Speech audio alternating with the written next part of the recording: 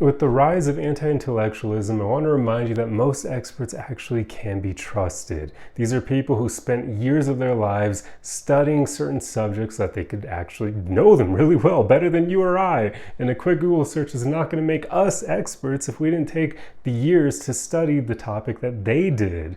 Most of the time, as long as an expert is actually taking the time to stay up to date on a subject, there is no way you're going to know more about that subject than they do. You're not the one dedicating your time and energy to actually studying that thing. And if you want to know who you can trust, there's an easy litmus test that you can do, which is just checking to see if somebody's trying to sell you a product related to whatever advice they're offering. So a good example of this might be if they're saying that magnesium supplements are really good for you and they're listing all these benefits, but then they're selling a magnesium supplement.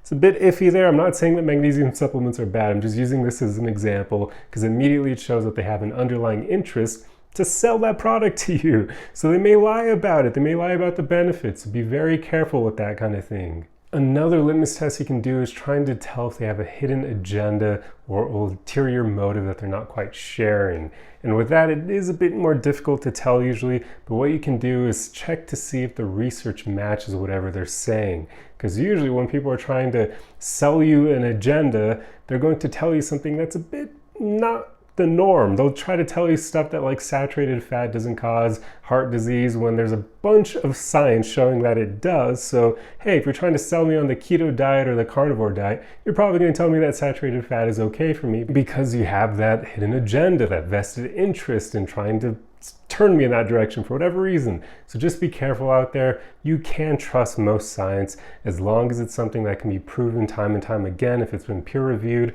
science doesn't lie. People need to stop acting like studies aren't something that you can actually use to discern how you can make the best decisions for yourself, because usually they are. There are some faulty studies out there, but as long as you learn how to discern the difference between the faulty ones and the good ones, you're not going to be led astray. So don't fall for this anti-intellectual nonsense that's making it so that nobody trusts science anymore, because if we can't trust science, what the hell do we trust at that point?